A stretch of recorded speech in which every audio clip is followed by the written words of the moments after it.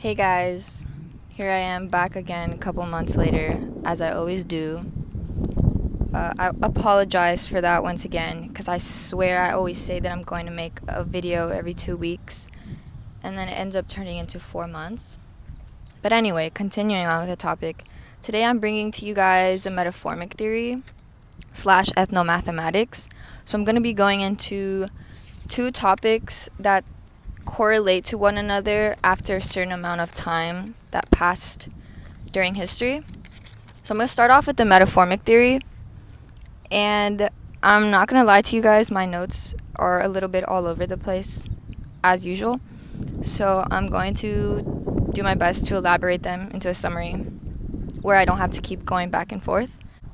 So what is a metaformic theory? The metaformic theory, to me, when I think of it, would be that women are the original timekeepers due to them understanding the cycles of their menstruation and how it correlated to the moon cycles, etc.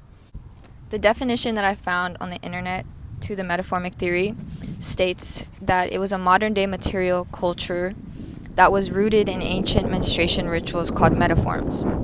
In other words, metaforms are basically myth, rituals, ideas, stuff that wasn't very structured, Back then, our ancestors had no perception of light, of day, of night, of color, actually, which left them in a time of chaos. Basically, the unknown, which made everything feel chaotic to them. So, metaforms was a theory founded upon anthropological data that these artifacts used in menstruation rites were used over 400 years ago. Before I get more into the menstruation rites and what they consisted of, because there's some really good ones, there was a metaformic theorist named Judy Graham, which is referred to the founder of the metaformic consciousness. So she wrote a book called Blood, Bread, and Roses, How Menstruation Created the World. I read a couple of the chapters. I actually read the first chapter, and there's a whole passage that she has on the menstruation rites and what they meant to the tribes at the time and how they affected them and how it pushed them to believe more and more about things they didn't know about, such as the difference between day and night and colors, because language did not exist at the time. There was a lot of interesting rites, basically taboos that were created around the cycle of women during the time. So these women, there was taboos created around women during the time, such as that if a woman looked at the light, they would be sent back into chaos. If she looked at a river or a pond, it would dry up completely. If she touched the cattle would get sick. If she touched the crops would die. It was a bunch of taboos. So they created this thing called menstrual seclusion. And it's where the women would be separated from the tribe for the amount of days of their cycle, usually put into huts or their head covered with deer skin. They weren't allowed to go outside without something covering their head. But most of the time, they were just secluded in one spot, usually huts or trees. And that became a process of learning. It was basically a way for them to retain knowledge gained through the rites, because once again they didn't have language, so whatever they learned during their menstrual seclusion, they would bring that to the tribe and teach the tribe whatever they learned. Okay, I'm gonna be honest with you, this next one might be a little confusing, so if you want to try and figure out more about it, go ahead and look up the metaformic theory, because I don't really feel like elaborating much on it. But basically, after they emerged from the seclusion, they usually emerged from it around dawn time. So with that, whatever they learned, they took that with them.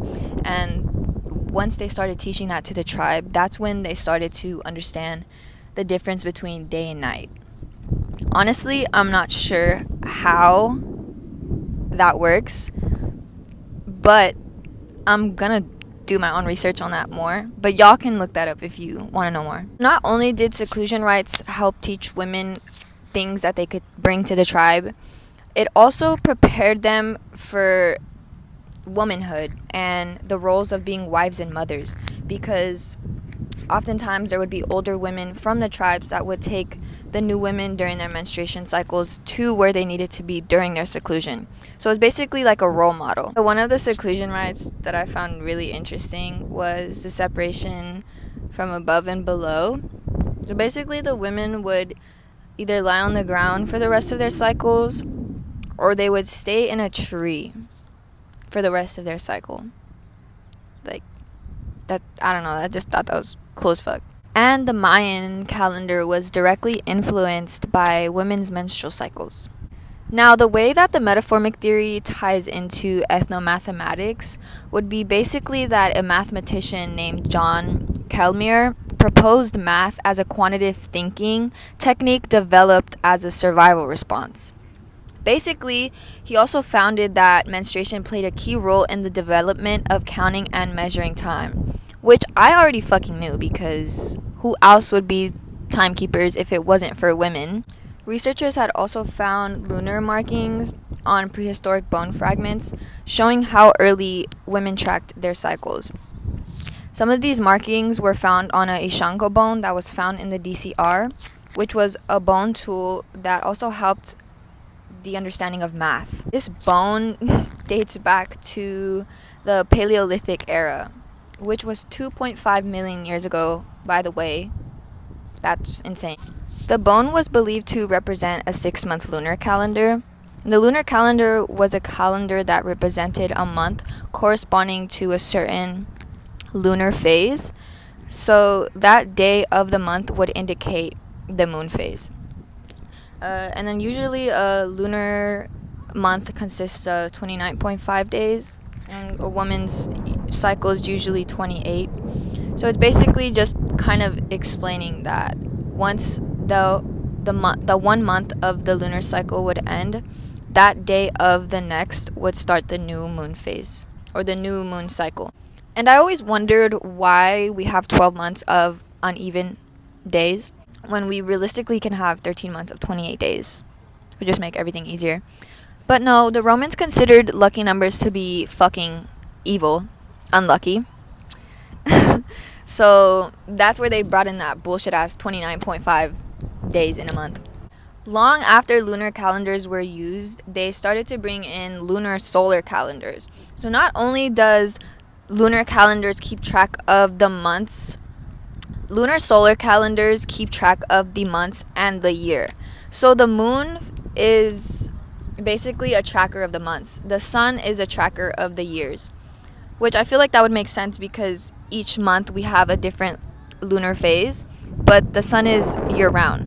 But the more and more I did learn about ethnomathematics, the more it did piss me off, because men just always have to come in and change and reform shit to what they believe is correct.